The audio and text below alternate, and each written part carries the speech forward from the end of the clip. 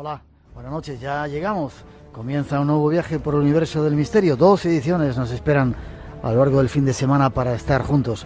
Salimos desde Prado del Rey, aquí en Madrid, y nuestro destino justo hasta ese lugar donde nos escuchas. Ahí están los primeros datos. Saludar a nuestro invitado, Miguel Pedrero. Buenas noches, don Miguel. Muy buenas noches. ¿Cómo está usted? Pues encantado de estar aquí, ya sabes. Yo también, de que estés, eres un habitual. Ya te tenemos fichado como habitual en el Espacio en Blanco. Decir que eres periodista, escritor, redactor de la revista en Año Cero. Año Cero. Año Cero. Llevas un montón de años investigando, colaboras en otros sitios, en otras emisoras. Y además tienes una editorial, esto es muy curioso, una editorial que se llama Cidonia. Ediciones Cidonia, sí. Solidaria. Sí, cedemos el 5% del precio de cada libro a diferentes proyectos, ¿no? Y bueno, es una locura, ¿no? Hoy en día... Meterse en una editorial. En una editorial, sí, pero bueno, lo hicimos fundamentalmente con el objetivo de sacar aquellos trabajos, aquellos libros que consideramos interesantes, ¿no? Independientemente de su interés comercial, ¿no? Yeah. Por otro lado, así nos va, ¿no? ¿Es rentable? No. No. Pero conseguís el 5% para los proyectos, por lo menos, sí. Y pagáis vuestros gastos y esas cosas. Bueno, a duras penas. Vamos tirando. Hombre, por fortuna, ninguno de los dos tenemos que vivir de eso, ¿no? Cada uno tenemos nuestra ocupación y la editorial pues viene a ser una forma de sacarnos esa espinita, como te digo, y de sacar cosas que creemos que son realmente interesantes, como por ejemplo el último libro que hemos editado de Marcelino Requejo, ¿no? sobre el fenómeno ovni. Efectivamente. Curiosamente. ¿Tú has escrito algo para ella? Sí, hace 2 años y pico. Además estuvimos aquí también en el programa hablando de ello, la conspiración del Mesías. Ya.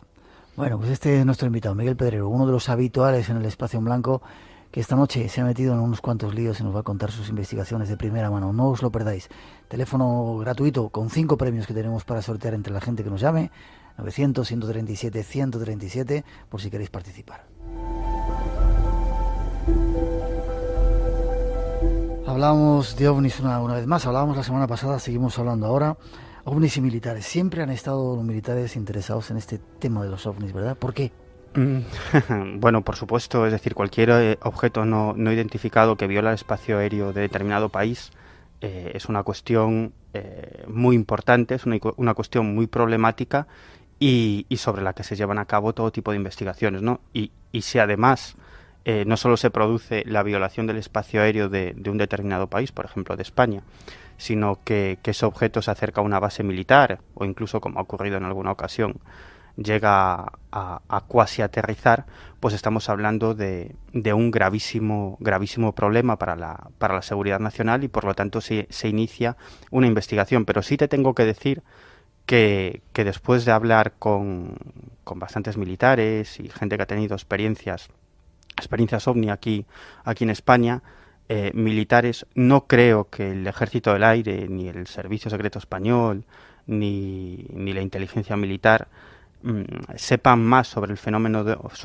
ovni de lo que saben los investigadores, ¿no? ¿Sí? Probablemente no saben más, probablemente tienen más elementos de juicio, es decir, tienen informes, detecciones en radar, probablemente filmaciones de cazas que salen en persecución de esos objetos, pero no comprenden más el fenómeno, no saben cuál es el origen, no saben lo que hay detrás. Probablemente tenemos más información los investigadores civiles, aquellos que nos dedicamos a eso. Es más, cuando entrevistas o hablas o charlas con uno de estos militares implicados en un caso, normalmente son ellos casi los que te preguntan más a ti que tú a ellos, porque quieren saber cuál puede ser el origen de eso que han vivido, porque eso sí, lo que tienen claro la mayoría de ellos es que desde luego no se trata de tecnología terrestre, ¿no? La mayoría de ellos están convencidos que se han enfrentado a algo realmente muy extraño. Esta noche vamos a contar un caso con testimonios de primera mano. Nuestro invitado ha estado allí y ya veréis qué increíble es. Sin embargo, los militares, o por lo menos las altas cúpulas militares, se han aprovechado el tema de los ovnis, ocultando muchas de sus supuestas pruebas de esas naves que tienen por ahí súper avanzadas, ¿no? Diciendo mejor que la gente piense que es un ovni a que descubran que es un prototipo militar, un prototipo aéreo de estos que estamos... Claro, pero eso tampoco nos debe extrañar. Cualquier servicio de inteligencia emplea cualquier elemento, cualquier cuestión para llevar a cabo su cometido, ¿no? Incluso de manipulación, de mentira, de ocultación de determinado proyecto secreto, de una operación en marcha, y cómo no, pues también el fenómeno ovni, ¿no?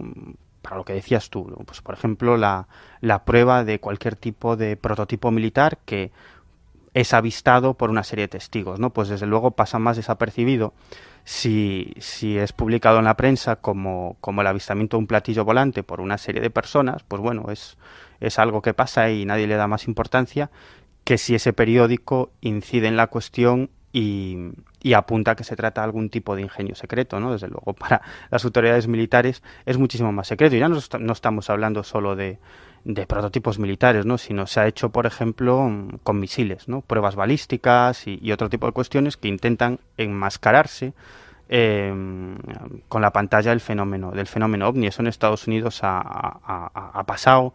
Han probado diferentes prototipos, objetos sobre todo de planta triangular que han sido avistados en diferentes lugares y que finalmente se sabe que era la prueba, el vuelo de una serie de prototipos que entonces no habían salido todavía a la luz pública. Ocurrió también en Centro Europa, en Bélgica, por ahí, que el avión es el F-117, el de la serie Steel, ese triangular que es tremendo.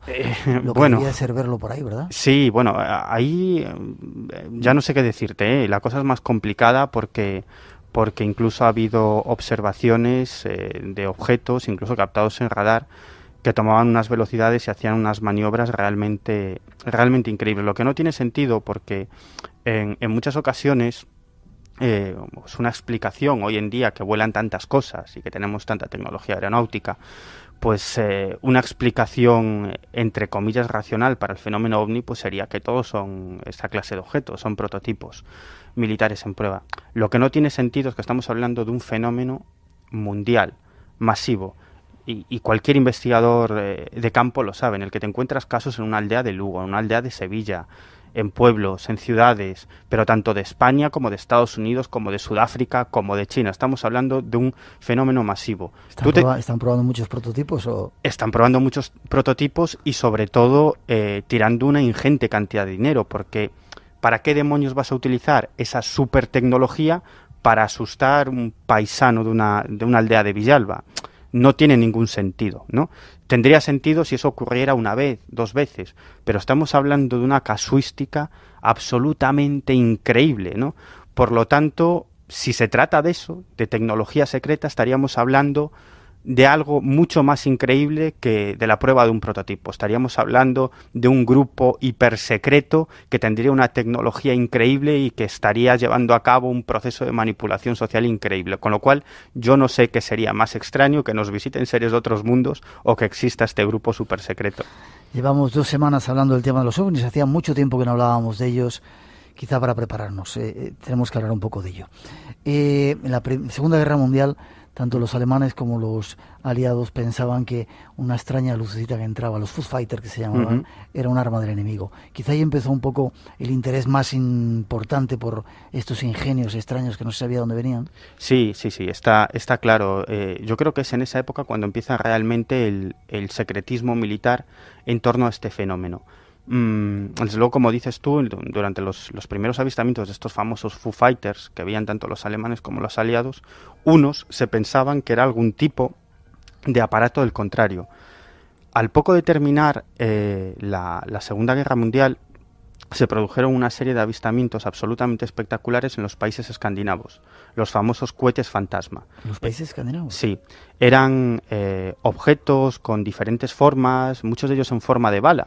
Curioso, que hacían una serie de maniobras increíbles, incluso llegaron a estrellarse diferentes gobiernos escandinavos. Por ejemplo, el gobierno sueco estuvo persiguiendo o intentando localizar los restos de uno de estos aparatos. Esto no es ningún secreto, porque hace algunos años se desclasificaron bastantes, si no todos, de estos documentos, ¿no? Y los propios militares reconocían que era un gran secreto. De hecho, lo que pensaban los americanos es que se trataba de algún tipo de ingenio secreto de los soviéticos, pero luego llegaron a la conclusión de que no podía ser, porque si los soviéticos realmente tuvieran esa tecnología, habrían invadido parte de Europa, es decir, no tiene sentido. Es más, los soviéticos, cuando se encontraban en su territorio con fenómenos similares, pensaban que eran los americanos, ¿no?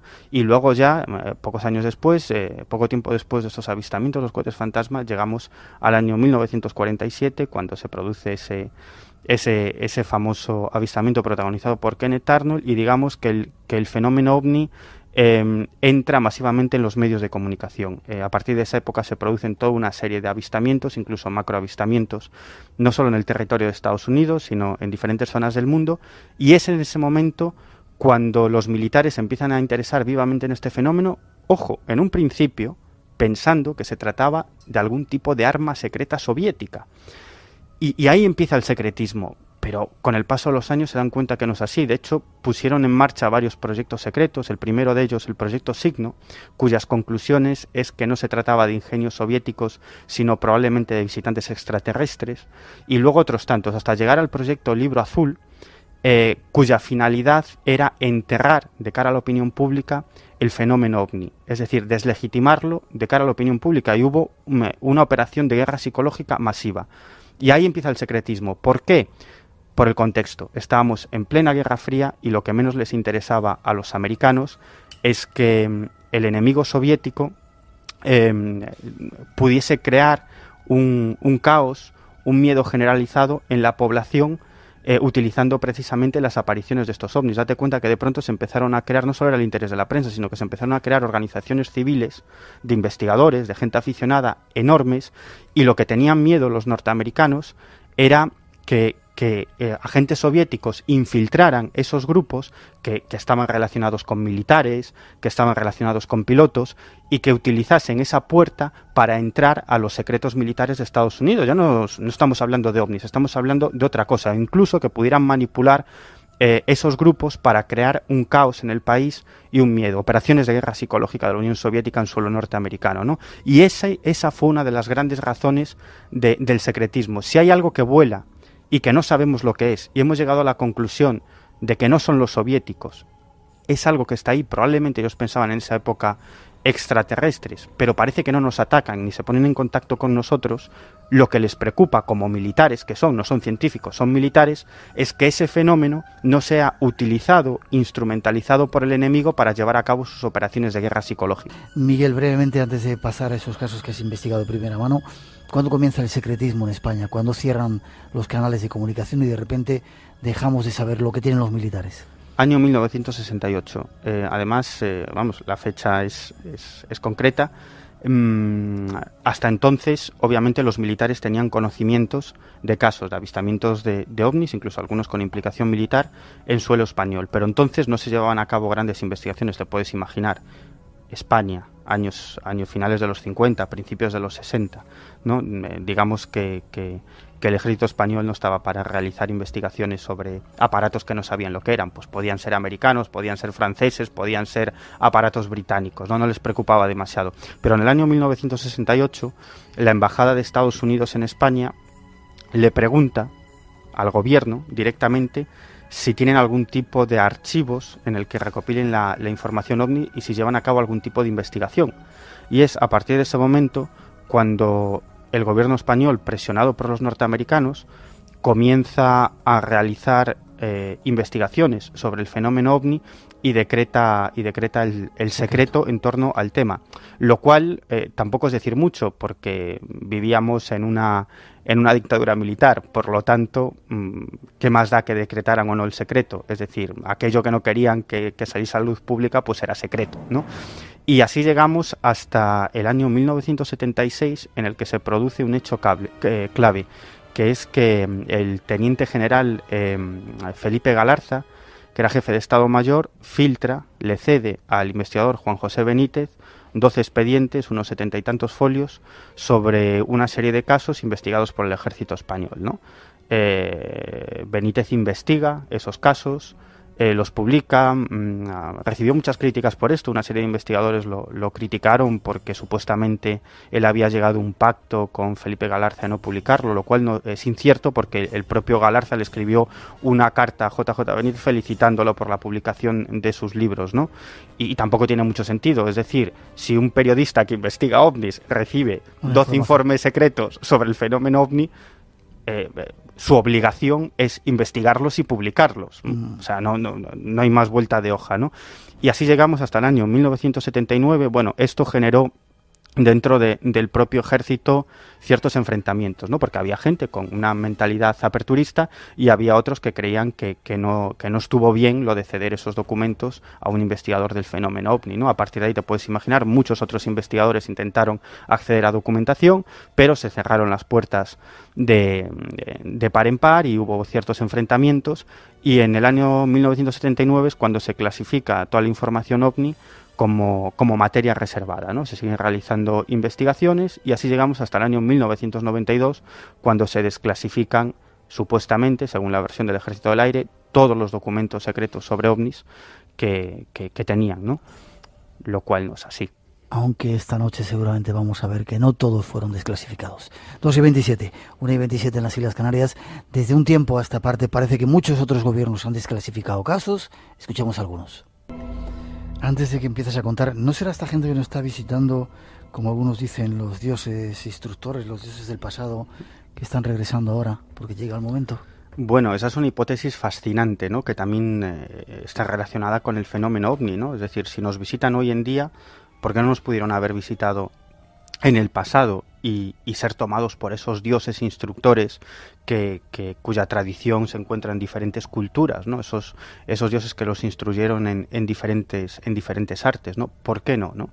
Nada más fíjate que precisamente este mes en la revista Año Cero nuestra portada tiene que ver con eso, ¿no? Con la vinculación de los templos mayas y aztecas con esos dioses instructores, ¿no? Con la vinculación de esos templos mayas y aztecas con los cielos y con una serie de tradiciones que también apuntan hacia unos seres venidos de las estrellas que instruyeron a estos pueblos en diferentes artes y en diferentes saberes. Y que prometieron regresar. Hablaremos de ello. Vamos con ese caso.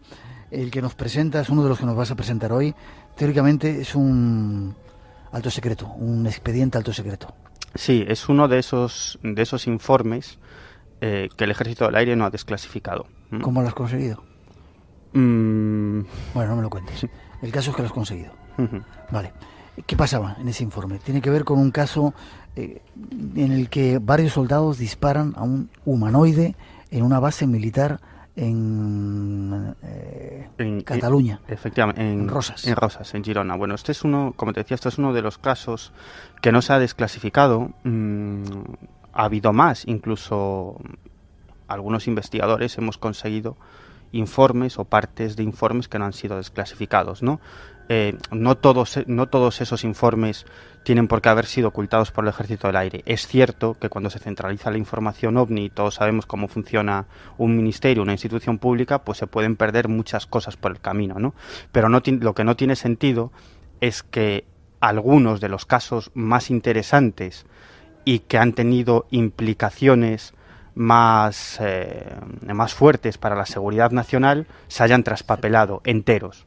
No tiene mucho sentido cuando otros casos absolutamente intrascendentes y explicables de fenómenos naturales, avistamientos como te digo, de cuestiones perfectamente explicadas, que ya no se trataría de objetos no identificados, pues hay una documentación, ¿no? Y sin embargo, de otros casos mucho más espectaculares, pues no existe esa documentación. Claro que siempre pueden aducir, la hemos perdido, la hemos traspapelado, han pasado muchos años, que probablemente es lo que dirán de este caso que vamos a narrar actualmente. Pues atentos, es uno de los casos más interesantes y con más intríngulis de la historia de los ovnis en España, que tiene que ver con el ejército. ¿Cómo ocurría el tema y dónde ocurría? Decías en la base de Rosas, ¿el EVA 4 o el EVA 3? Sí, el EVA 4 es ¿El EVA qué es?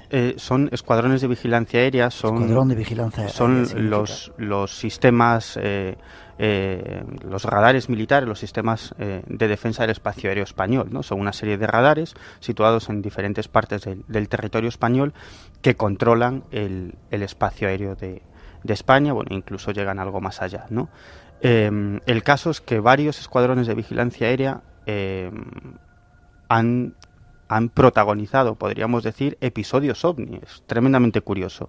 Y en el que vamos a incidir ahora, es probablemente uno de los más interesantes, si no el más interesante. Ocurre ya hace algún tiempo, el 21 de marzo del año 1971, en plena noche. Todo esto comienza cuando uno de los testigos que hemos podido localizar y hablar con ellos... ¿Lo has entrevistado? Sí. Hemos incluso llegado a reconstruir el caso. ¿En la propia base? Dentro de la base, dentro del escuadrón de vigilancia aérea. ¿Te han dejado entrar? Bueno, no te lo pregunto, vale. Perdón. ¿Qué ocurría? Bueno, pues un soldado que estaba de guardia observa sobre una de las antenas de los radares un extraño objeto, un objeto luminoso que, según me contaba, le daba la impresión que o bien se hacía más grande y luego volvía a disminuir de tamaño, o bien se acercaba y se alejaba. Más bien le daba esa la impresión. Era esa la impresión que... ¿Él estaba de guardia? Sí, él estaba de guardia y bueno, estaba además haciendo guardia en lo alto del EVA 4, el Escuadrón de Vigilancia Aérea, en la zona donde están los radares, ¿no? Y en lo alto del Monte Paní.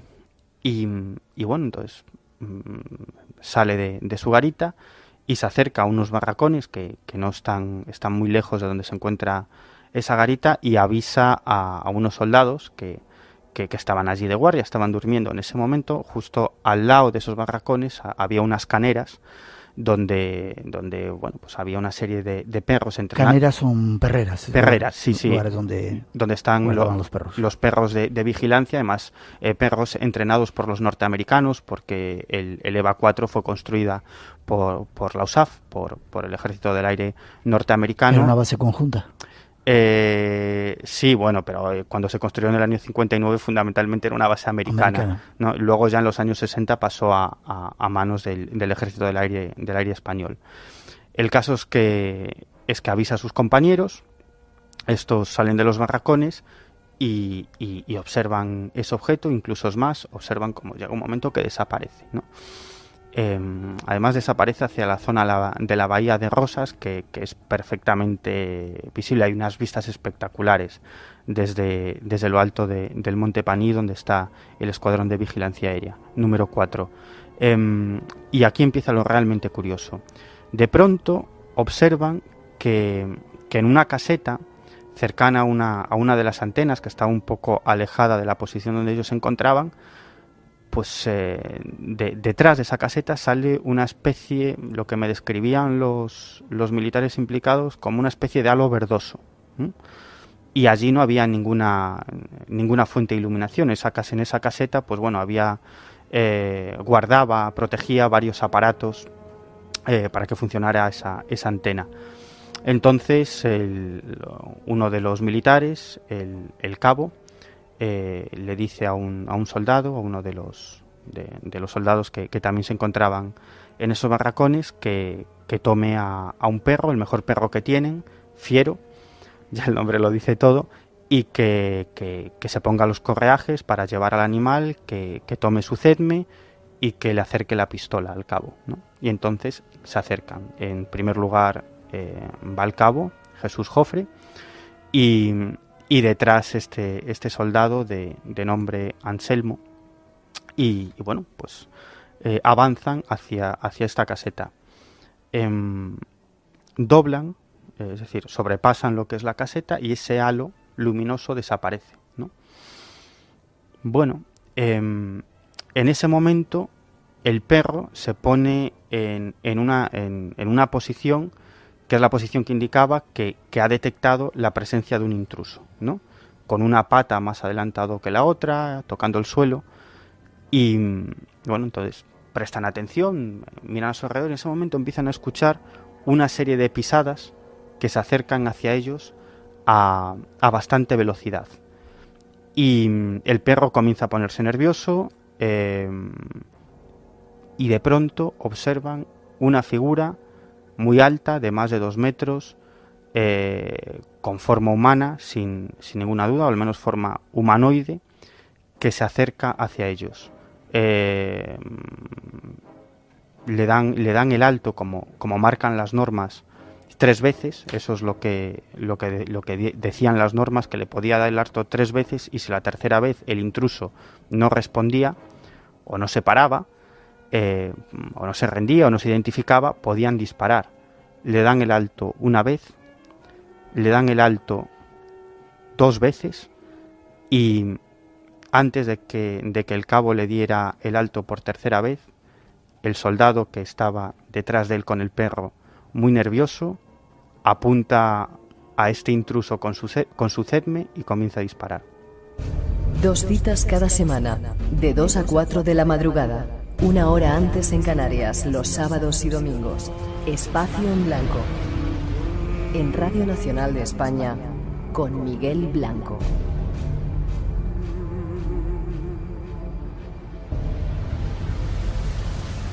Dos y 40, 1:40 en las Islas Canarias, aquí en Radio Nacional de España, en el Espacio en Blanco, esta noche contándonos una historia, un expediente secreto del ejército español que hemos podido recuperar.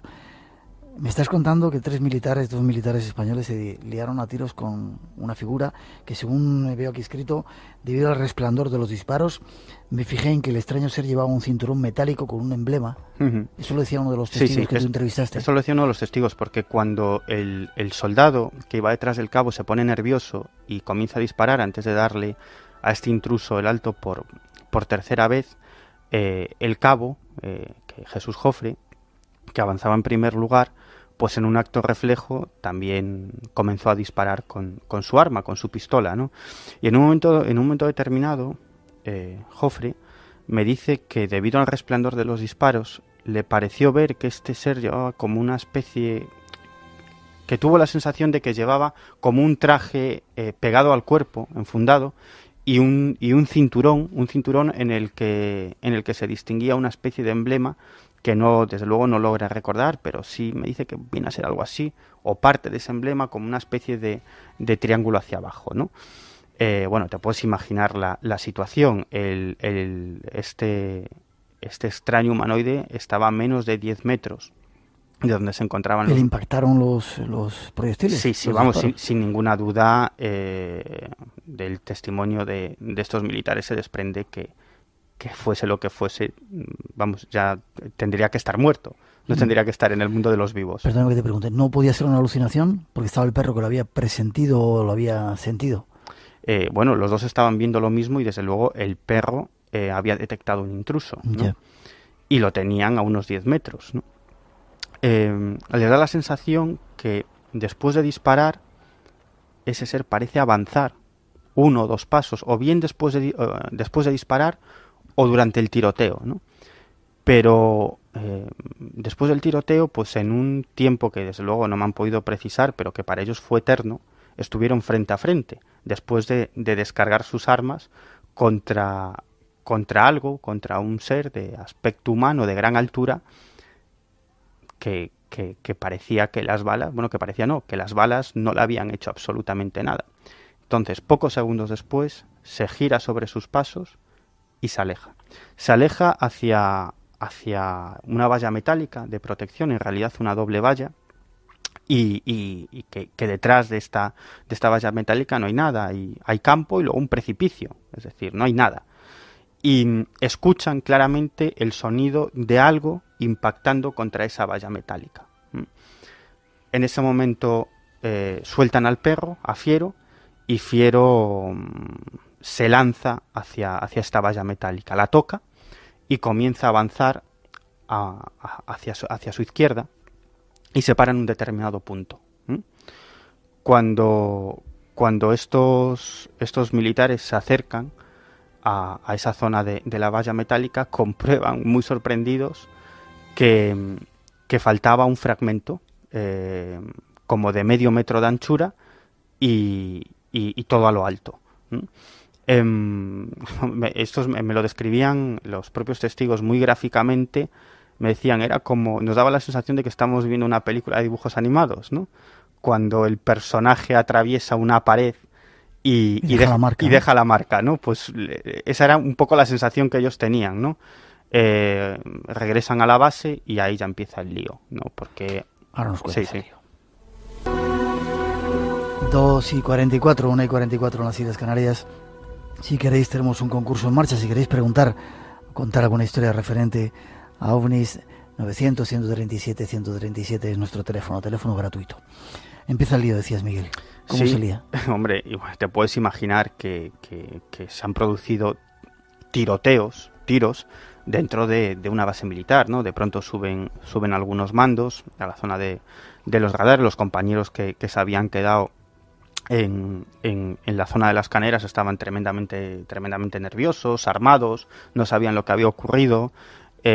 Cuando sube un capitán, lo primero que se piensa es que lo que ha ocurrido allí dentro es una desgracia, ¿no? Que alguien se ha enfadado, o se ha vuelto loco, o ha bebido y se les ha disparado el arma, o han disparado. Cuando se tranquiliza y comprueba que no hay ningún herido y le cuentan lo que ha ocurrido, bueno, este hombre ya comienza a darse cuenta de que ha pasado algo realmente extraño, ¿no? Y sobre todo cuando coinciden los testimonios y todo el mundo dice que han visto un objeto extraño sobre una de las antenas del radar.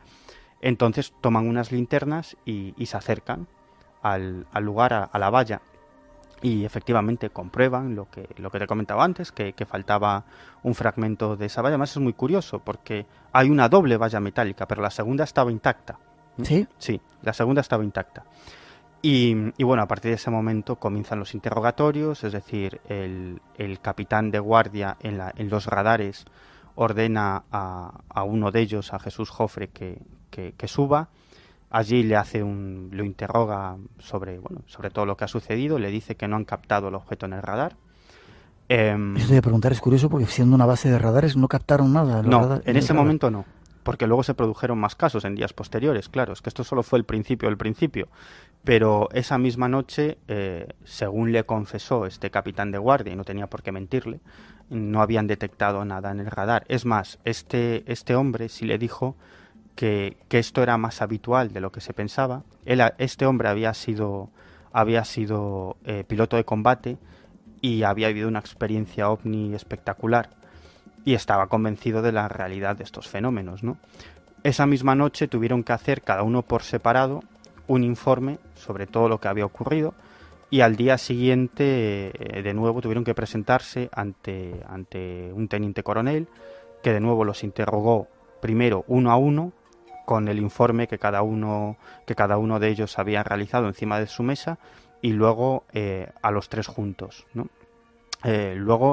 Posteriormente serían interrogados en más ocasiones, incluso por 3 militares de la USAF, de las Fuerzas Aéreas Norteamericanas, que aproximadamente mes y medio después de este incidente llegaron a la base y también hablaron con ellos. Había un militar del EVA 4, un español, que hacía de traductor, y estos militares norteamericanos estaban muy interesados en todo lo que había sucedido, y una vez que recabaron toda la información, les dijeron que se pusieran uno a uno frente a una pared blanca y les tomaron fotografías, ¿no?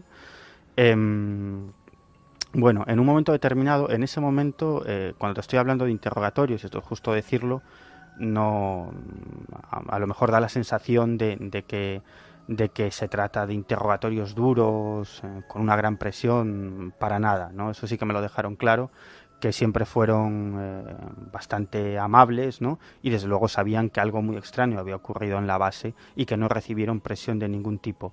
Sí, tiempo después, cuando se produjeron nuevos avistamientos en días sucesivos sobre esa base, de nuevo los interrogaron otra vez, y en esta ocasión sí les advirtieron, de forma también muy amable, pero les advirtieron que lo que había ocurrido era secreto de Estado, y que no podían, que ellos eran militares y que no podían contar nada de lo sucedido, y que si lo hacían tenían que atenerse a las consecuencias. Ya. Decías, para terminar este caso, si quieres contar alguna otra cosa, que se habían visto cosas después, ¿no? Sí. Días después había habido otros avistamientos. Sí, además fíjate la situación en la que se encontraban en las noches siguientes. Estaban en estado de máxima alerta, es decir, no sabían qué es lo que había pasado, cuál era la naturaleza de ese objeto que se había posicionado sobre la base, ni la naturaleza del intruso. Y entonces, bueno, había grandes medidas de vigilancia, ¿no? Y sí es cierto que la noche siguiente vieron otro objeto extraño, otro no identificado, en esta ocasión bastante más alejado, aproximadamente a unos 2 kilómetros de su posición, pero esta vez lo vio prácticamente todo el acuartelamiento, ¿no?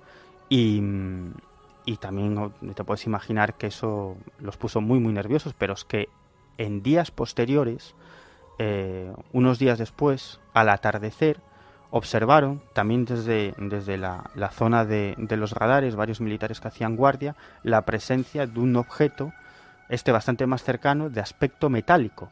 En esta ocasión el no identificado sí que fue captado por el radar y despegaron 2 cazas de combate de la base aérea de Zaragoza para interceptar este no identificado, y los propios militares pudieron contemplar cómo estos cazas perseguían este objeto que jugaba con ellos, al gato y al ratón, hasta que en un momento determinado desapareció a toda velocidad.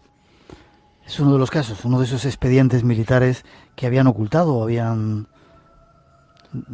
Es uno de esos casos, fíjate, que todos los investigadores, incluso los investigadores más críticos, no más críticos, sino más condescendientes con los militares en el proceso de desclasificación, sabían que este caso era real, que existía, porque siempre ha circulado esta historia de boca de militares, de personas que habían tenido alguna relación con el caso, y a muchos investigadores les llegó información de segunda y tercera mano, ¿no? Pero en esta ocasión, pues lo cierto es que hemos localizado a los propios protagonistas que nos han narrado el caso. Además, fíjate, una historia que también es interesante.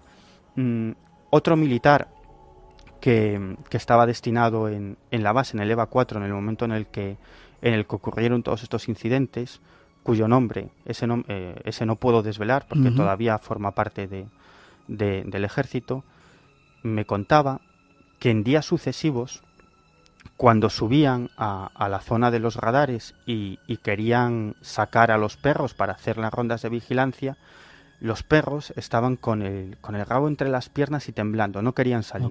Los sacaban a rastras. Y cuando estaban fuera, ellos decían que se dedicaban a... Este hombre me contaba que estaban absolutamente asombrados porque los animales se dedicaban a perseguir a fantasmas. Es decir, detectaban intrusos, tomaban la posición típica de detectar un intruso, incluso atacaban a algo, pero allí no había nadie. Ellos apuntaban con sus armas hacia ese lugar, se acercaban y allí no había nadie, ellos no veían nadie. Y lo más curioso, varias noches, imagínate la locura que se vivió allá arriba, cuando los perros atacaban a algo que no existía, que allí no había nada, al tiempo la valla metálica que rodeaba la zona de los radares comenzaba a vibrar, a moverse sola.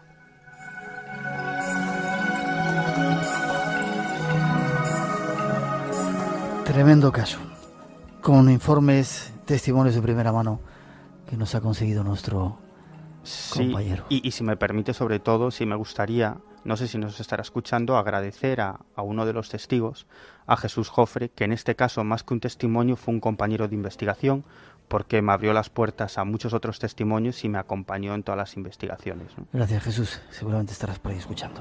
Damos un paso adelante, seguimos 2:52, 1:52 en las Islas Canarias. Hay más casos que queremos contaros, quizá no sean...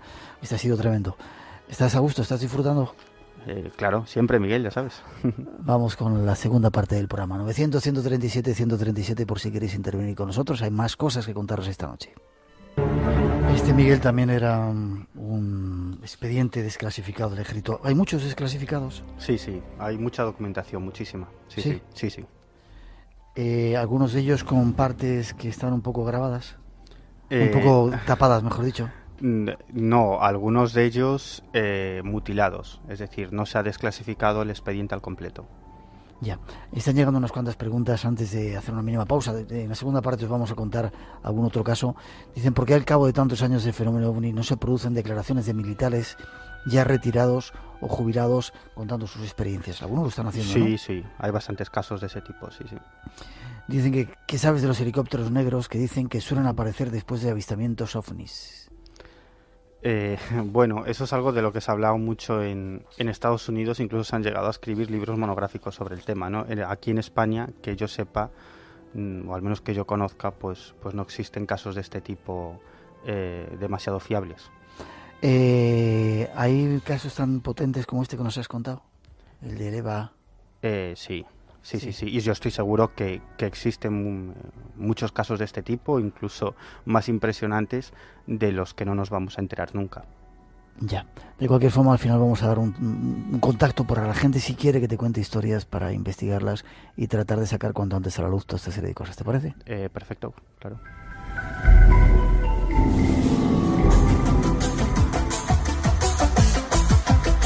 Tenemos que hacer una mínima pausa. Llegan las noticias de las 3, las 2 en las Islas Canarias. Nuestros compañeros informativos, compañeras, en este caso, llegan para darnos toda la actualidad, toda la información de lo que está ocurriendo en España y en el mundo.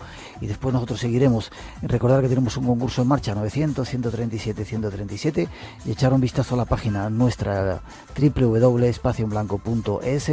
Ya veréis qué fotografía de la diosa Sekhmet, espacioenblanco.es, me dicen que tengo que decir, www.espacioenblanco.es. Ya veréis qué foto tan impresionante y algunos de los planes. No os vayáis que enseguida regresamos. 3 y 6, 2 y 6 en las Islas Canarias. Ya estamos de vuelta, casi una hora tenemos en la que el mundo del misterio vuelve a inundar las ondas de Radio Nacional de España, en el Espacio en Blanco. Tenemos premios para agradecer vuestra atención, 900-137-137 nuestro teléfono, y un consejo, echar un vistazo a la página web www.espacioenblanco.es para que veáis qué increíble fotografía hicimos en Egipto a una diosa que nos tiene absolutamente obnubilados y con algunas ideas de los nuevos viajes que tenemos. Mañana nos vamos de viaje a Turquía, os vamos a enseñar alguna Turquía secreta y os vamos a contar la historia secreta de Buffalo Bill. No os lo perdáis en la segunda edición del programa. Seguimos, Miguel, no tenemos mucho más tiempo, con otro caso de estos increíbles que nos cuentas. Tiene que ver con el aterrizaje en una base secreta de comunicaciones en Friol, en Lugo. Bueno, ese es un caso además muy curioso, porque es un caso en el que digamos que esa vía militar se abrió bastantes años después del caso principal. Me explico. 7 de marzo de 1996, varias personas desde diferentes puntos de cercanos a la localidad de Friol, en Lugo, pues observan en los cielos un objeto, una especie de bola de fuego. Uno de esos testigos, desde una pequeña aldeita, Ferrerías, observa desde su casa esa esfera y decide bajar, acercarse y hacerle, fíjate qué absurdo, en realidad el fenómeno ovni es absolutamente absurdo. Decide hacerle una serie de señales al no identificado con su linterna, y incluso este hombre gritaba: bajad, bajad, bajad. Y en un momento determinado, ese objeto, esa bola de fuego, parece que se le echa encima y se sitúa a 50 metros de su posición. Él se retira de nuevo a su casa y lo que describe es que se trataba de un objeto de forma ovoide, transparente, y dentro nos decía que había como 5 tipos muy altos dentro de una especie de lavadoras. Pero lo más increíble es que en un momento determinado de ese objeto sale una especie de rampa de luz, y por ahí descienden otros seres de menor tamaño, ¿no? El hombre se asusta y se mete con la escopeta en un armario hasta la mañana siguiente. Y bueno, a la mañana siguiente lo que descubre es que en el lugar donde aterrizó este objeto y desembarcaron, entre comillas, estos humanoides, pues ese terreno estaba plagado de extrañas huellas, ¿no? Además, ahí tuvimos la suerte que uno de los grandes investigadores de este país, que entrevistaste hace poco, Marcelino Requejo, al día siguiente ya estaba en el lugar de los hechos, pudo marcar todas las huellas. Nosotros llegamos algún tiempo después y las huellas eran extrañísimas, o sea, unas huellas enormes que parecían tener una especie de uñas que se unían en forma de espiral y detrás como una especie de punzón. Bueno, desde luego debían pesar muchísimo, porque para hundir el terreno y dejar esas marcas tan profundas, incluso hasta de 15 centímetros de profundidad, fuese lo que fuese, debía pesar muchísimo.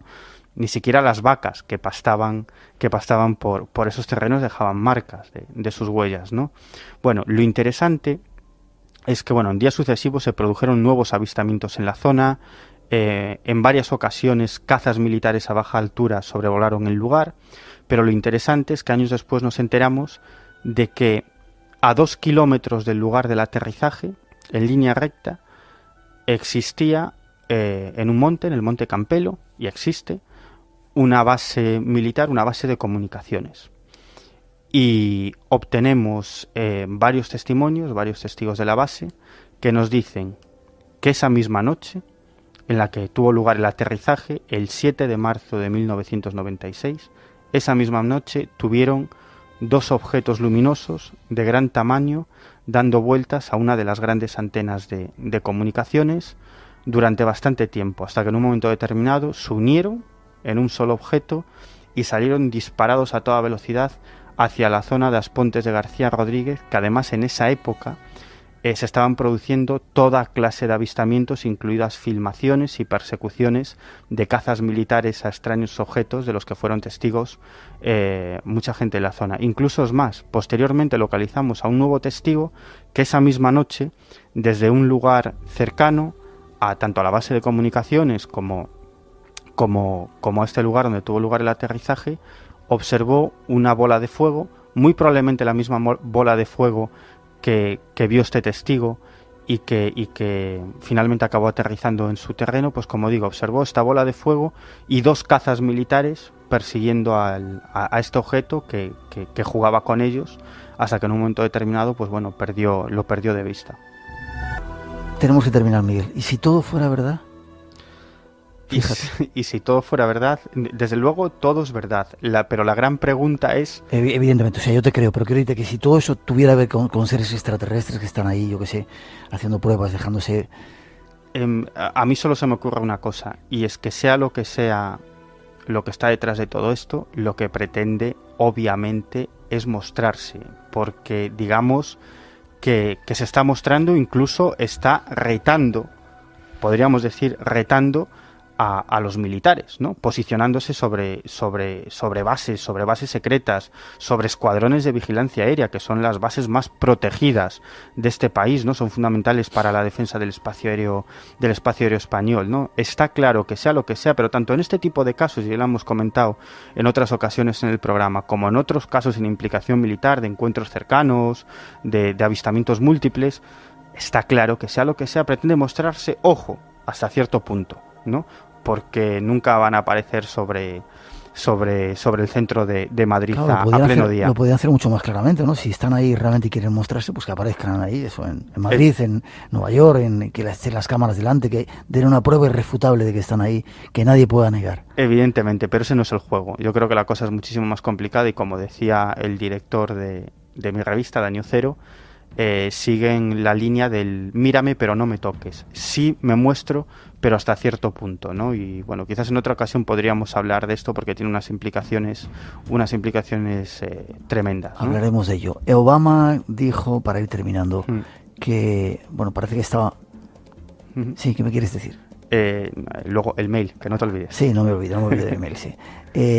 Queremos encargar, así nos quita trabajo, a Miguel Pedrero que coja la sección de investigación, o sea que si tenéis cosas que contarle, en un momento va a dar un email para que le relatéis todas vuestras experiencias OVNI, que él se encargue de investigarlas. Obama, ¿tú crees que va a abrir todos los archivos y aclarar la verdad de los ovnis que saben Estados Unidos, que debe ser uno de los países que más sabe? Bueno, fíjate, Obama es uno de los pocos presidentes de Estados Unidos que no ha mostrado ningún interés en el fenómeno OVNI. Cuando se le preguntó, y se le preguntó en varias ocasiones, él siempre contesta lo mismo, y es que bastantes problemas tiene aquí abajo como para preocuparse de lo que hay arriba. Pero sin embargo, otros muchos presidentes no solo se interesaron en el tema OVNI, sino que se interesaron muy vivamente y ellos mismos vivieron experiencias personales, algunos de ellos muy espectaculares. Jimmy Carter, Ronald Reagan tuvo una experiencia tremendamente espectacular, ¿sí? Y Bill Clinton y su mujer, y Hillary, que es actualmente secretaria de Estado norteamericana de los Estados Unidos, ambos dos estaban muy interesados en el fenómeno OVNI, sobre todo en una de las vertientes del fenómeno OVNI, que es en las abducciones. Y de hecho, el jefe de personal de Bill Clinton, uno de sus principales asesores durante muchísimo tiempo, John Podesta, este hombre no solamente está interesado en el fenómeno OVNI, sino que digamos que recibió un tirón de orejas porque empleaba muchas horas al día, en vez de realizar su trabajo, en llamar al Área 51 y en mantener ciertas relaciones con militares, única y exclusivamente para saber que conocían sobre el fenómeno ovni. Necesito saber de qué va esto. Este planeta se muere. La raza humana lo está matando. Y has venido a ayudarnos, ¿verdad? No, eso no. Dijiste que venías a salvarnos. Dije que venía a salvar la Tierra. Vienes a salvar la Tierra. De nosotros. A salvar la Tierra. De nosotros. No podemos arriesgar la supervivencia de este planeta por una sola especie. ¿Qué insinúas? Si la Tierra muere, moriréis. Pero si morís, la Tierra sobrevive. Solo un puñado de planetas en el cosmos pueden albergar formas de vida complejas. No puedes hacerlo. Y no permitiremos que perezca. Cambiaremos. Aún podemos arreglar las cosas. Hemos observado y aguardado esperando que cambiarais. Por favor. Habéis llegado a un punto límite. Por favor. Repararemos los daños que habéis causado y daremos a la Tierra otra oportunidad. No lo hagas. Por favor. Podemos cambiar. Podemos hacerlo. La decisión está tomada.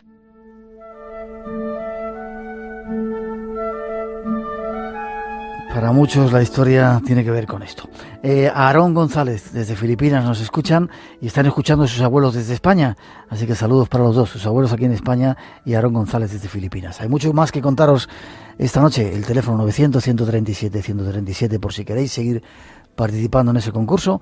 Entramos en una sección de misterios y luego el Departamento de Asuntos Absurdos espera. No os lo perdáis esta noche, que está interesante. Una nueva cita con los enigmas pendientes del mundo, del planeta y de otros planetas con Lorenzo Fernández. Buenas noches, don Lorenzo. ¿Qué tal, Miguel? ¿Cómo estás? Un placer estar junto de nuevo contigo. Director de la revista Enigmas y antiguo compañero, nuevo colaborador del Espacio en Blanco. La gente nos está preguntando acerca de unos cuantos misterios y tenemos la idea de ir recopilándolos y a través de tu sección darles algunas respuestas, sobre todo tratar de ver cómo están en estos momentos. ¿Te parece? Bien, perfecto, claro. Uno de ellos era ese famoso monstruo del lago Ness. También en esta época del verano suele aparecer. ¿Cómo está el asunto? Pues mira, genera de nuevo información, ¿no? Porque realmente las últimas semanas, concretamente en un lugar tan poco apropiado como es el Canal de la Mancha, entre Francia y el Reino Unido, se han producido diferentes avistamientos de un ser bastante grande, similar, según cuentan, al monstruo del lago Ness, con un cuello muy largo, pero en un lugar en el que las corrientes, si ya de por sí el lago Ness, que recordemos es la reserva de agua más grande del Reino Unido, es difícil por la cantidad de corrientes submarinas que tiene, imagínate el Canal de la Mancha. Hay quien incluso se ha aventurado a decir que hay una especie de túnel natural submarino que va desde el lago hasta el Canal de la Mancha y que el bichejo pues cuando le apetece darse una vuelta se escapa por el agujero y se va allí a asustar a los testigos. Qué curioso. ¿Ha habido testigos? ¿Ha habido testimonios que además pues han sido bastante claros, ¿no? Porque lo que evidencian es la presencia de eso, ¿no? De una especie de plesiosaurio, de un animal de más de 25 metros de un extremo a otro, desde cabeza hasta la cola. ¿25 metros? Sí, que tiene una especie de aletas en la parte delantera y que en principio bien es cierto que los avistamientos, como bien corresponde a cualquier monstruo que se precie, pues son muy cortitos, ¿no? Pero no parece ser un animal que tenga cierta agresividad. ¿Tienes testimonios acerca de alguna de las investigaciones que se han hecho, no? Sí, hay testimonios, sobre todo, pues un poco retomando el hilo de la actualidad y especialmente viendo que, por ejemplo, en la localidad de Leganés han dedicado una fuente al monstruo que no se llama Nessie, sino en este caso se llama Nensi. ¿En Leganés? Sí, se están incluso planteando hermanar ambas ciudades, Inverness, donde aparece Nessie, y Leganés, donde aparece Nensi, ¿no? Esto es absolutamente real. Quien quiera puede ir a verlo. Pues a colación, al hilo de la actualidad... lo pues, que no hagan en Leganés. Sí, tiene una calle a CDC, ¿no? Sí, claro. Qué bien. Y que no falte nunca. Sí, señor, lo que no hagan allí. Bueno. Gente innovadora siempre. Bueno, pues el caso es que la historia del lago Ness se remonta no ahora, ni ayer, ni al Canal de la Mancha, ni hace 100 años, sino que nos lleva mucho más atrás. Y si te parece, pues uno de los que realmente sabe mucho de estos bichejos que hay en bosques elementales y también en lagos es el buen amigo, compañero investigador Jesús Callejo. Escuchemos usted. Distintas leyendas y mitos recurrentes nos hablan de que algo está pasando en este lago escocés. Pero la siguiente parte, la historia moderna, surgiría a raíz de los años 30 del siglo XX y a partir de ahí hay muchísima especulación, muchísimo misterio barato y una parte indiscutible de misterio. Algo está ocurriendo en nuestros días en el lago Ness y que puede ser un animal no conocido todavía por la ciencia, pero que desde luego habría que descartar la hipótesis más descabellada, más inverosímil, y es que pueda ser un plesiosaurio. Es decir, estamos hablando de un animal que oficialmente desapareció hace 70 millones de años, y yo no me creo que alguna especie o alguna familia o algún grupo haya podido sobrevivir durante tanto tiempo, pero sí que hay otro tipo de animales que se pueden explicar este tipo de aparición. Otro tipo de animales, quizá no plesiosaurios, 70 millones de años decía, pero sí otro tipo de animales. Sí, otro tipo de animales que además sí entonces han mostrado cierta agresividad. Partamos de la idea de que la primera referencia que tenemos a la aparición del monstruo del lago Ness es del año 565 después de Cristo, cuando un santo, San Columba, en su libro, La vida de San Columba, pues se asegura que habría salvado a alguien, a una persona que estaba siendo atacado por un monstruo, no en el lago Ness, sino en lo que era el río Ness. Recordemos que el lago es un glaciar que conforme han ido pasando los siglos se ha ido conformando, haciendo que el lago vaya subiendo el nivel de las aguas. Pero tendríamos que esperar hasta el año 1933, concretamente al 2 de mayo, cuando el matrimonio Spicer va recorriendo esa carretera realmente tortuosa, fantástica, en un entorno de las Highlands, las tierras altas, realmente bello, y se dan cuenta que de entre la maleza, entre la foresta que hay al lado del lago, aparece un bicharraco enorme con un cuello muy largo que además entre sus fauces lleva una especie de cordero. Si alguien no ha estado en Escocia no se puede imaginar el tamaño de los corderos, porque casi son más grandes que el propio monstruo. Es decir, que el monstruo llevara esto en la boca es realmente sorprendente y no pasaba inadvertido. Pues bien, Nessie, como fue bautizado a partir de entonces, desaparece entre las aguas del Loch Ness, del lago Ness, que significa lago negro precisamente, porque a partir de cierta profundidad la turba ya no permite ver absolutamente nada. Y ahí es cuando se empieza a realizar las investigaciones que tienen un punto álgido, según nos va a contar Jesús, un auténtico experto, vuelvo a repetir, Jesús Callejo, tiene su punto álgido en el año 2001, cuando se desarrolla la operación Deep Scan, es decir, 24 barcos en todo lo largo del lago llevan una serie de sonars colocados en sus quillas al punto de que van rastreando todo lo que hay debajo de las aguas hasta la profundidad máxima, que son 245 metros. Y algo parece que detectan. En 2001 también se hacen otro tipo de investigaciones, se intenta cazar, entre comillas, a ese plesiosaurio del lago Ness, a Nessie, y lo que sí se obtienen son unas fotos inquietantes, porque aparecen unas grandes masas pues como de un cuerpo, de un reptil, con sus aletas, que esto es uno de los elementos que más impresionaron, es decir, ese cuerpo estaba provisto de algunas aletas, que eso justificaría incluso las protuberancias que se ven en algunos avistamientos cuando se deja ver, por supuesto, este monstruito, que por supuesto se deja ver siempre en el verano, que es cuando se tiene que dejar ver este tipo de animales. Entonces, todo ese tipo de fotos es lo que nos hace pensar que algo hay, pero que no corresponde exactamente a un plesiosaurio. Estaríamos hablando de un animal, posiblemente no estudiado ni catalogado por la ciencia del momento, y que no son fantasías, que no son invenciones, que no son leyendas urbanas, por mucho que algunos escépticos se quieran empeñar en ello, y que no podemos todavía encontrar una lógica a muchas de las fotos creíbles que se están haciendo del monstruo del lago Ness.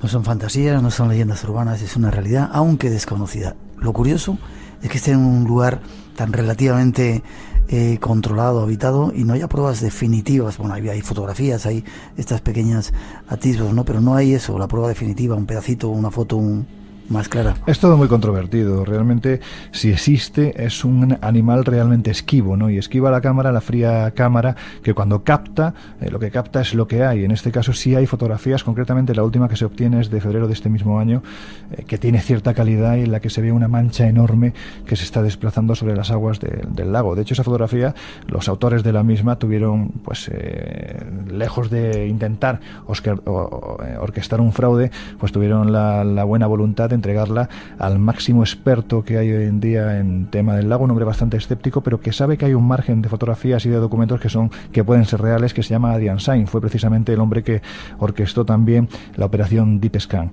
a la que se refería anteriormente a Jesús. Pues bien, cuando nosotros estuvimos allí, pues tuvimos la fortuna de toparnos, pues casi de casualidad, con un grupo de National Geographic que estaban trabajando con varios sociólogos de la Universidad de Stirling. Pues bien, ellos estaban llevando, fíjate, lo que degenera la historia del monstruo, es decir, ya no es solo marketing, ya no solo avistamientos, ya no son solo fotografías y vídeos, sino que además lleva a experimentos sociológicos. En este caso lo que se estaba poniendo en marcha era el Loch Ness Project, a través de National Geographic, con la intención de realizar un experimento sociológico para ver cómo reaccionaría la gente ante la aparición de de Nessie, ¿no?, en este caso. Y precisamente Helen Rose, una socióloga de la Universidad de Stirling, nos comentaba en qué consistía este curioso proyecto. My name is Helen Ross and I'm a researcher at Stirling University and I'm helping with this program for the National Geographic. Soy Helen Rose, investigadora de la Universidad de Stirling. Estoy colaborando en este programa sobre el monstruo del lago Ness con National Geographic. Intentamos hacer hoy una demostración en el lago Ness y mañana la haremos en otro lago cerca de la Universidad de Stirling. Preguntamos a la gente de los alrededores si ha visto al monstruo del lago Ness. Hemos colocado un tubo bajo el agua y algunos creen que están viendo al monstruo. Cuando volvamos a la Universidad de Stirling veremos los resultados de lo que piensan, si es el monstruo o es un tubo. Intentamos que nos den respuestas sobre lo que ven. ¿Qué es eso que hay bajo el agua? ¿Es un monstruo? ¿Es un tubo? Esta más o menos podría ser la idea.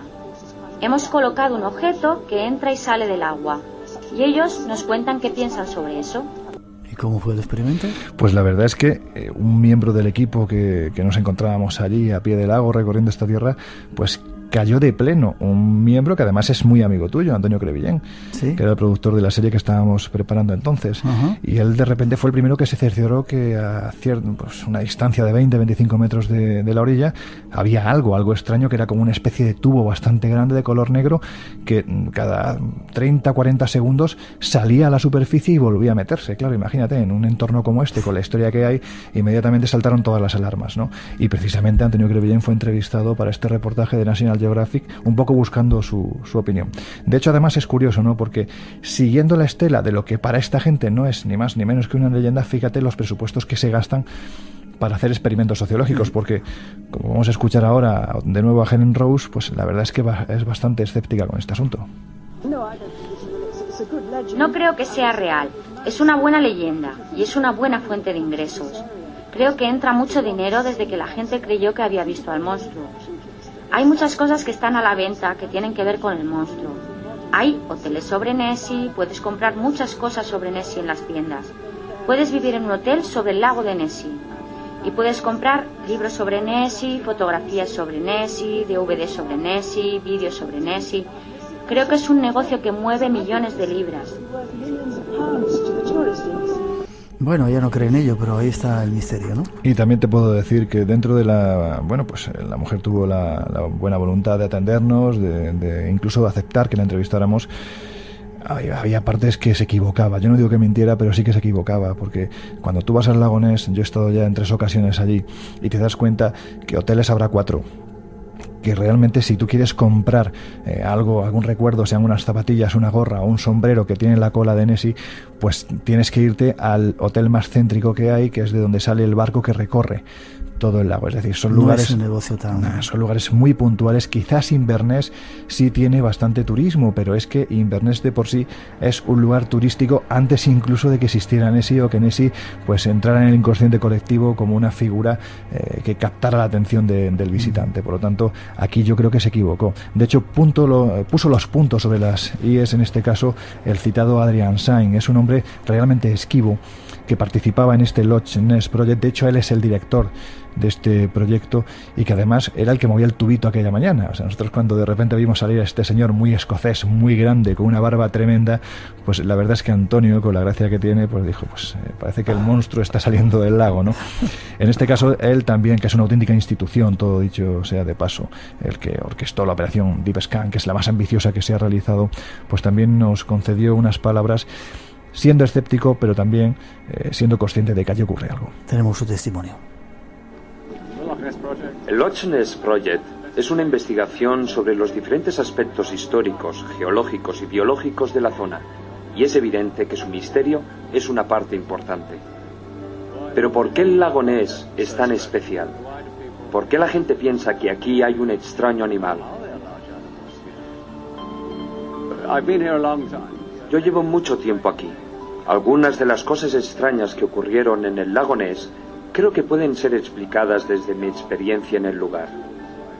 Cuando nosotros utilizamos herramientas como por ejemplo el sonar, encontramos cosas inexplicables, pero eso no quiere decir ni mucho menos que en las profundidades del lago haya algo parecido a un monstruo. Muchas de las cosas que capta el sonar son anomalías, circunstancias que sorprenden a las personas crédulas que consideran que en estas aguas habita ese ser desconocido. Intentamos seguir el camino de la ciencia. Lo importante aquí son las pruebas. Poco crédulo, bastante... Sí, cerrado. pero sin embargo no dejaba de reconocer que aproximadamente un 5% de las fotografías y filmaciones que él recibe, que son cientos al cabo del año, pues no son explicables todavía. Es decir, están muy alejadas de ser un fraude. Puede ser un efecto físico, puede ser una equivocación, lo que queramos, una ilusión óptica, pero lo cierto es que hay muchas fotografías que no son explicables, y lo cierto es que este señor, después de 30 años, sigue a pie del lago investigando y buscando. Yo creo que dentro del escepticismo su ilusión sería un día pues toparse de bruces con este extraño ser. Por algo será. La última fotografía, febrero 2009, donde se veía una extraña historia, ¿verdad? Sí, y vete a saber si lo que se está viendo, como hemos comenzado esta noche la sección, pues lo que se está viendo en el Canal de la Mancha es Nessie que se escapa por ese conducto secreto.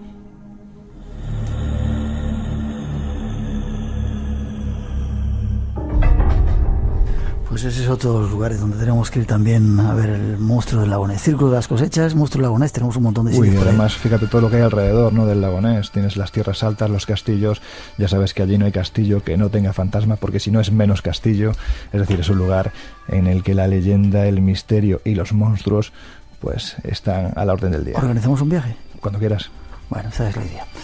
Lorenzo Fernández, director de la revista Enigmas. Nos vemos la semana que viene con otro nuevo misterio, ¿vale? Muy bien. Un placer. Un abrazo.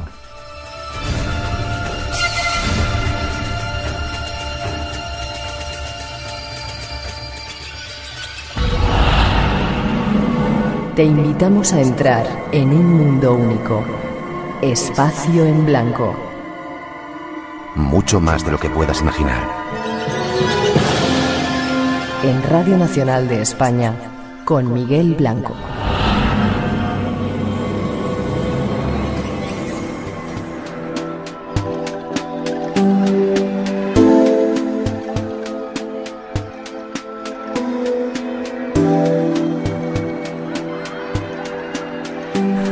Muchos de vosotros o estáis preparando las vacaciones o estáis ya casi de vacaciones. Si estáis preparando las vacaciones, atentos, porque en esta sección más larga del Departamento de Asuntos Absurdos que lleva nuestro compañero Jaime Barrientos, os van a dar unos consejos que os van a venir como anillo al dedo.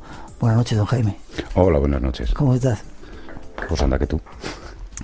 Estoy bien, gracias a Dios. Déjame que te presente como te mereces. Eres uno de esos periodistas de raza, de los pocos periodistas españoles que has estado en Irak. Que te he escuchado hablando árabe, hablas árabe, que no veas, ya me gustaría hablar la mitad de lo que tú hablas. Bueno, yo hablo un poco como los indios, ya te decía que tengo mucho vocabulario, pero gramática no. Pero hablas bien árabe. Que conoces al dedillo, de hecho, a los países árabes y países islámicos. De hecho, cuando nos íbamos, se lo cuento a nuestros oyentes, a ese último viaje que hicimos a Jordania, Egipto y Israel, me decía que si teníamos contactos que nos podía... ¿Por qué todos esos viajes, Jaime? Pues porque me gusta moverme, pero sobre todo como había estudiado árabe, sí, pues tenía que practicar. ¿Y solamente ibas por practicar? Bueno, por practicar, por hacer reportajes, por moverme, y también porque, dada mi economía, me sale mucho más barato viajar por el mundo árabe que irme, por ejemplo, a Suiza de vacaciones. Es decir, en Egipto me puedo tirar 2 meses, con lo que en Noruega a lo mejor no pasaba de una semana. O menos, a lo mejor. Y además, uno de los pocos españoles que ha estado en Irak. Has estado varias veces en Irak, en ese país. Sí, he estado 4. Antes de la Primera Guerra del Golfo, después de la Primera, antes de la Segunda y durante la Segunda. Durante la Segunda estuve además con la ONG Mensajeros de la Paz. Con el padre Ángel. Sí. Estuvo en nuestro programa hace poco tiempo. ¿Puedo contar lo que haces en tu casa? Bueno, las cosas buenas que haces en tu casa. En mi casa lo que hago es el idiota, como en todas partes, pero vamos. Este señor se dedica además a coger a niños árabes que andan por ahí, los tiene en su casa, lo paga de su bolsillo, increíble. Y ya está en la cárcel esta mañana. Sí, es que voy a la cárcel de Valdemoro, tienen allí una emisora de radio, y voy allí a darles un taller de periodismo. Que, bueno, en teoría tienen bastante, pero, por ejemplo, no sabían ni cuál era la función del director, para qué servía un redactor jefe, un jefe de sección. Luego les hablo también de la deontología profesional, pues eso, decirles cosas como un rumor nunca es noticia. Algo que eso, bueno, hablaremos también algún día de eso, sí. Y últimamente los periodistas simplemente se basan en eso, ¿no? Cualquier cosa que sirva para contar. Hombre, una determinada prensa. Perdón, muy extensa, desgraciadamente. Nos está haciendo mucho daño el resto de la profesión. Remito al, bueno, algunos le llaman prensa del corazón, yo prefiero llamarle el huelebraguetismo de la inanidad. ¿Cómo? Huelebraguetismo de la inanidad. Huelebraguetismo, no había escuchado esa palabra nunca. Bien, vas a la cárcel y no cobras por ello. No. Sí, mira, yo sé hacer de todo menos dinero. Una persona inteligente. Y además, bueno, colaborador del Espacio en Blanco, para nosotros es un lujo y un honor. La primera vez que saliste en el programa, algunos te criticaron, dijeron, vaya sección tan no sé qué. Después empezaron a quitar el sombrero. Yo, delante de ese señor, a nuestros oyentes se lo digo, Jaime Barrientos, primero por la impecabilidad de su trabajo, me quito el sombrero todos los días y es un honor para el Espacio en Blanco tenerte con nosotros. Pues a venir más veces para que me digas esas cosas. Lo digo absolutamente en serio. Atentos, si os vais de vacaciones, preparaos. El Departamento de Asuntos Absurdos. Este señor que habla así como en broma, pero que debéis de saber el bagaje que tiene cultural de viajes a sus espaldas y sobre todo humano. No pongas esa cara, de verdad. A mí me gusta hacer la pelota. Por eso, es un lujo para tener en el programa, así que atentos, tomar nota de lo que nos va a aconsejar.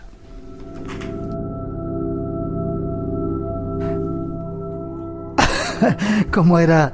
Espera, en la sección Vacaciones con Estrella. Sí, viajar con estrella. Viajar con estrella. ¿Qué significa eso, Jaime? Bueno, pues que cada signo del zodiaco pues está regido por o sea, cada signo del zodiaco rige un país, cada signo del zodiaco le gustan cosas diferentes y un poco pues para, en clave, pues eso, esotérica, pues comentar, bueno, cada uno es muy libre de ir donde vaya de vacaciones, pero que... Hay sitios que le vendrían mejor, ¿no? Sí. Mira, nuestro compañero ya está apuntando a ver dónde le va a tocar.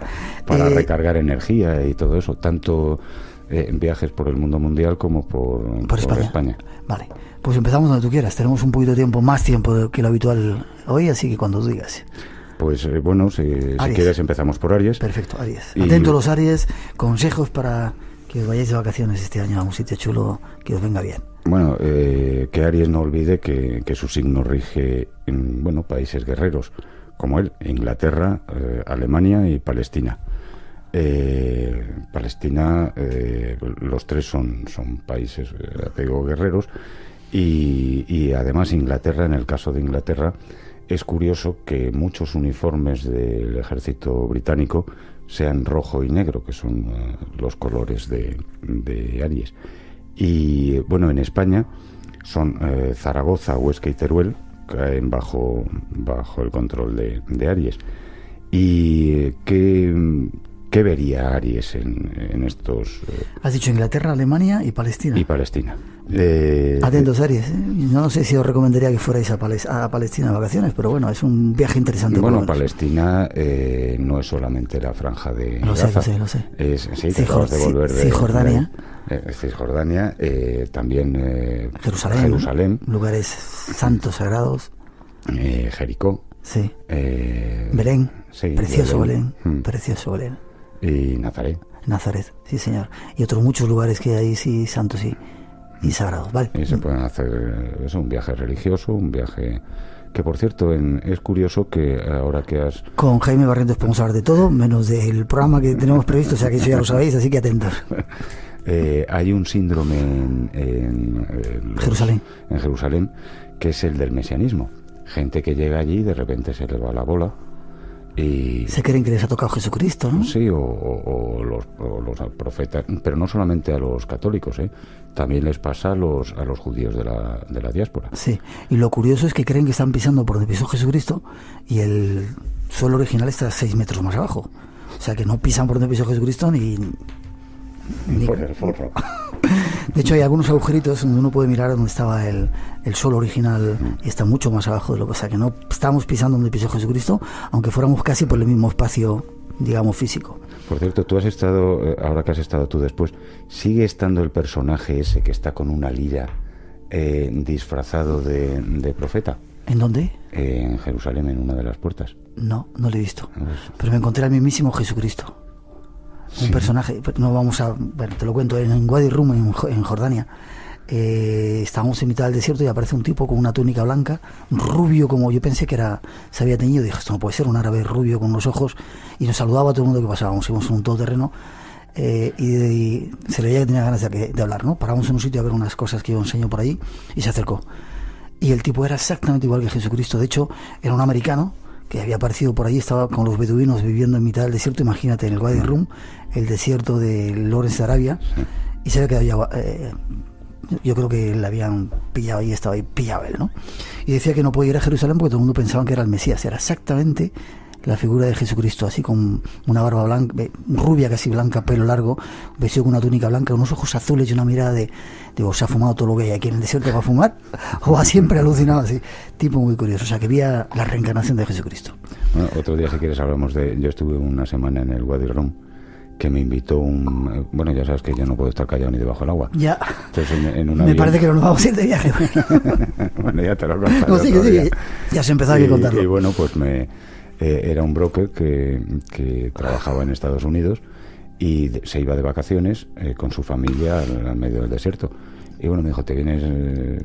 ¿Qué vas a hacer? Digo, pues nada, darme una vuelta por Jordania. Y dice, pues pásate una semana en mi casa. Y fascinante. ¿Su casa? ¿Y su sí, casa? Vamos a una jaima. Una jaima, en el Wadi Rum. En el Wadi Rum. Qué sitio tan increíble el Wadi Rum, ¿eh? Para mí es de los desiertos, y he conocido unos poquitos más fascinantes que hay en el planeta. Increíble el colorido que tiene, cómo cambia con la luz del sol, tremendo. Y además es el lugar donde más estrellas fugaces se ven. He dormido varias veces, sí, es verdad, no las he contado y no he comparado, ¿sí? Sí, vamos, yo también soy coleccionista de desiertos. Desiertos, sí. Que además cada uno es de un color diferente, sí, de una sí, textura sí, diferente. Absolutamente. La gente que no lo conoce, sería recomendable que entre esos viajes que va, ojalá si podemos hoy recomendar Jaime Barrientos, que os hagáis algún desierto alguna vez, porque es fascinante. Voy a volver a centrarme, antes de que me regañes. Vale, no te regaño. Aries, Inglaterra, Alemania y Palestina son vuestros lugares. Sí, en España, Zaragoza, Huesca y Teruel. Y bueno, pues ¿qué vería Aries en estos lugares? Pues le gusta todo lo que tenga que ver con bibliotecas, tiendas de antigüedades, objetos curiosos y en general las cosas que brillan. ¿Sí? No es que sean urracas, pero las cosas que brillan. Y bueno, ¿qué hará ahí en estos lugares? Aries es un signo que suele programar al minuto cada día de vacaciones, pues como si fuera un militar, alemán, de eso es un cabeza cuadrada. Sí, no cabeza cuadrada, sino que se lo plantea todo como una campaña militar. Esa era la palabra.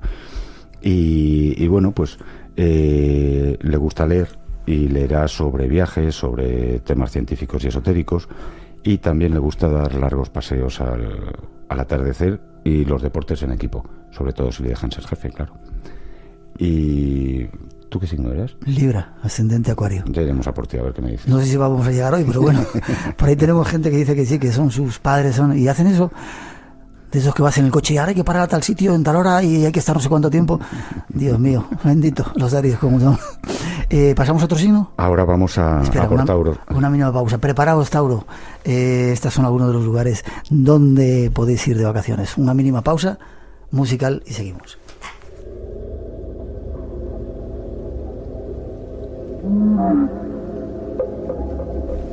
Tauro, ¿dónde pueden ir de vacaciones? Tauro, pues es un país es un signo que rige países como Suiza o Irlanda. Y es curioso que por eso a Tauro, que tiene muy buen oído musical, no en vano Irlanda su escudo es una lira. Y también le gusta, Tauro sabe hacer dinero. Sí. Por eso, y le gusta mucho medir el tiempo. O sea que en Suiza se lo pasará como un enano. Y en España, Córdoba y Jaén caen bajo su signo. ¿Qué verá Tauro? Pues en su viaje. Muy trabajador y muy paciente. Le encanta perderse en los campos verdes. Claro, esto le gusta. También, pues por su gran oído musical, le gustan los conciertos y recitales y los teatros. Y como es muy goloso, es posible encontrarle también en las pastelerías. Curioso, por eso en Suiza... Claro, en Suiza tiene el gusto por el orden, el gusto por el dinero, la medición del tiempo con los relojes y además todos los chocolates. Es feliz. Tauro. ¿Siguiente? Bueno, espera, no, le gustan... si puede elegir, elegirá habitaciones de hotel que tengan balcones o miradores. ¿Sí?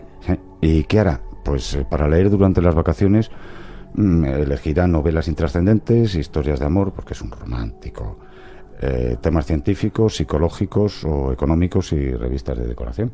¿Sí? ¿Y qué compraría si se va a Suiza, bueno, aparte de los dulces? Relojes de cuco. Suelen ser coleccionistas de relojes. Sí. Sí, de pulsera y eso. Llamarnos si hay algún Tauro ahí escuchando, y si habéis ido de viaje o vais a Inglaterra, a Suiza o Irlanda, llamarnos si coleccionáis esos relojes. Perdón, ¿me te he cortado ahí? Y no, que en España pues era Córdoba y Jaén, sí, me lo dijiste. Tauro, siguiente signo. Vamos a por Géminis. Este signo rige Egipto y Estados Unidos, y en la península Málaga y Gibraltar. Bueno, Géminis ya sabes que no es uno, son dos. Sí. Variable y polifacético, le entretienen los lugares históricos, los museos y rebuscar en tiendas de recuerdos y baratijas. Adora el baile y el ambiente discotequero, pero también le va el senderismo, los graneros y las guardillas. ¿Los graneros y las guardillas? Los graneros, pues lo mismo, pues eso. Ya sabe para qué. Pero bueno, Géminis es muy mañoso para las manualidades y es muy dado a coleccionar, especialmente sellos y monedas. O sea que es posible que se traiga del recuerdo monedas o sellos para recordar sus viajes. Y lo lleva muy en secreto, pero escribe cartas, le gusta escribir cartas y cuentos. Como lectura de verano prefiere las novelas de aventuras y los cuentos populares, las biografías y las historias de tipo sobrenatural. O sea que debemos tener bastantes Géminis escuchándonos, oyentes Géminis. Y los cuentos populares es curioso porque, bueno, yo cuando voy a... Otro inciso. Cuando voy a un país, descubres cómo es un país, primero pues yendo a los mercados, pero también viendo... escuchando los cuentos que les cuentan a los niños, o sea, qué tipo de valores les dan, y los chistes, por supuesto. Eso te da también una idea de cómo es el país. Bueno, pues vamos ahora por el siguiente, Cáncer. Cáncer. ¿Dónde irá Cáncer?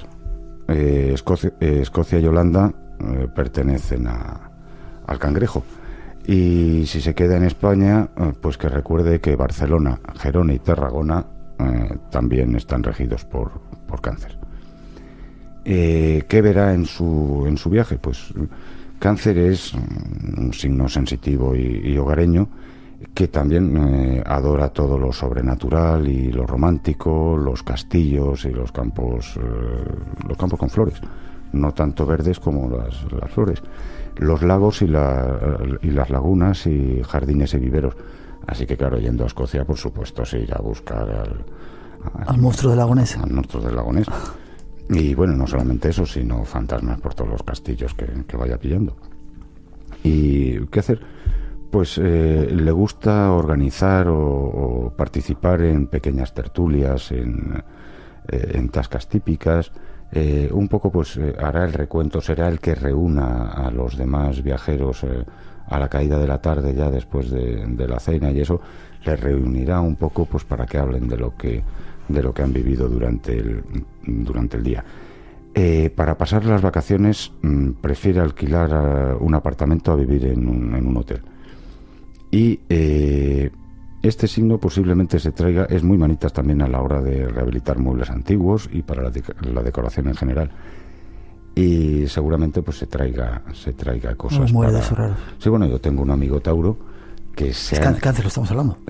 Perdón, Cáncer, sí, un amigo Cáncer que el primer día que fueron a Marruecos encargaron un techo de madera, ya tenían las medidas, y el penúltimo día fueron a recogerlo y luego se pasaron ¿Y se lo trajeron a España? Sí, y se han traído también sillas de la India y tal. Es muy típico de Cáncer. Y no es amigo de la siesta, y aprovechará esas horas después de comer para leer sobre todo temas científicos novela histórica, poesía e incluso puericultura, porque es un signo muy maternal. Sí. Es curioso cuando uno ya tiene esa experiencia que tú tienes, Jaime, te estoy mirando, y cuando ve un grupo de gente, cómo puedes enseguida llegar a reconocerlos por sus actitudes, ¿verdad? Sí. Y cómo el signo, aunque no lo parezca, influye un montón sobre nosotros, ¿eh? Bastante, bueno, dice, no sé quién decía, que las estrellas no determinan, pero sí influyen. Ya, curioso. Cáncer, seguimos adelante. Vamos a por Leo. Vale, Leo. Que es mi signo. Se te ve. Entonces... Se te nota. Por lo humilde y lo discreto que soy. Y mira, también ahí tenemos a nuestro técnico Seren, que dice que también es Leo. Es una de esas cosas dignas que se puede ser en esta vida. Claro. Vuestro cumpleaños es ahora, ¿no? ¿En agosto? Sí, el mío el 18. 18. El 22. Bueno, tú ya eres un poquillo Virgo. Vaya. Bueno. Y bueno, pues Leo, pues la grandeur, por supuesto, pues París, la Imperial Austria o Florencia, son típicamente Leo. Y en España, Madrid, buena parte de Castilla-La Mancha y Castilla-León, claro, por supuesto, también lo son. ¿Qué verá nuestro hedonista y teatral amigo? Es decir... Bueno, él me ha contado que ha estado en los países esos raros, las repúblicas esas, ¿cómo es? Lituania, Letonia y no sé qué, Estonia y Lituania, esos sitios raros que hay por ahí arriba. Bueno, a Leo todo lo que huela a lujo le encanta. ¿Sí? Sí, lo que pasa es que no podemos permitirnoslo habitualmente, pero vamos. También nos gusta coleccionar trofeos y visitar lugares altos nos da seguridad. Es curioso que cuando vamos por el campo, inconscientemente vamos siempre buscando el lugar más alto desde el que se pueda otear todo. Luego, si nos perdemos, hay que buscarnos en desiertos, en selvas y en parajes naturales. Pero también eso visitando palacios decadentes. Cuanto más decadentes y más palacios, mejor. Leo está muy capacitado para la pintura y el modelado y buscará pero de verdad, cuando Leo disfruta de verdad, es dando charlas a los demás. Se te nota. Y será pues el que en el viaje organizado pues irá diciendo pues aquí no sé qué y aquí sucedió no sé cuántos y tal señor y bueno, ¿qué leerá en el avión y en esos tiempos muertos mientras esperamos las maletas que aparecen o no aparecen? Pues por supuesto biografías de grandes conquistadores y de héroes más o menos paternalistas. Sí. Curioso. ¿Coincide, Seren? Dice que sí. Seguimos. Leo, después de Leo. Virgo. No sé si estoy enrollándome demasiado. No, está perfecto. Todavía nos quedan otros 6 signos más. Perfecto. Vamos con ello. Pero claro, lo que no podemos dejar es a ningún signo. No, si no lo hacemos mañana. Pero seguimos. Muy bien. Bueno, ¿dónde irá Virgo? Pues Virgo rige países como Brasil y Turquía y en España La Rioja. Espera, que voy a apuntar Brasil y Turquía.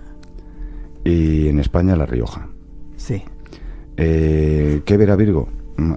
Virgo es fundamentalmente hábil y muy práctico. Y es tremendamente sensible a los olores. Es uno de los signos con más capacidad olfativa. Entonces, bueno, en Turquía, en el gran mercado, en el gran bazar. En el gran bazar se lo pasará como un auténtico enano. De todas maneras, cuidado con el lugar elegido para disfrutar de las vacaciones porque podría llegar a pasarlo mal por los olores y sobre todo porque es un signo muy solidario y bueno, pues antes o después terminará ayudando a quien se lo pida e incluso a quien no se lo pida. Y luego, como es algunos llegan a ser pelín hipocondríacos y siempre viaja con 2 maletas. Una pequeña para su ropa y otra grande para sus medicinas. Sí, que luego la suele dejar en los dispensarios y en esto ya te digo porque es muy solidario, pero todo el mundo se ríe de él, pero al final todo, oye, ¿no tendrás una pastillita para la cabeza? Oye, que no sé qué, que tengo diarrea, oye, que no... al final, pues eso soluciona, es un botiquín con patas. Pues eso, viaja con su maletita de medicinas para el por si acaso. Ya. ¿Y qué hará nuestro amigo Virgo? Pues es amante de la buena mesa, y de hecho tiene fama de ser un excelente cocinero. Y será fácil encontrarle en restaurantes típicos, pero no de moda. Le encanta el coleccionismo y le encanta mandar tarjetas postales y hacer meditación. ¿Qué lecturas preferirá? Pues en principio todo lo que caiga en sus manos, pero especialmente biografías, reportajes de actualidad y revistas de información general.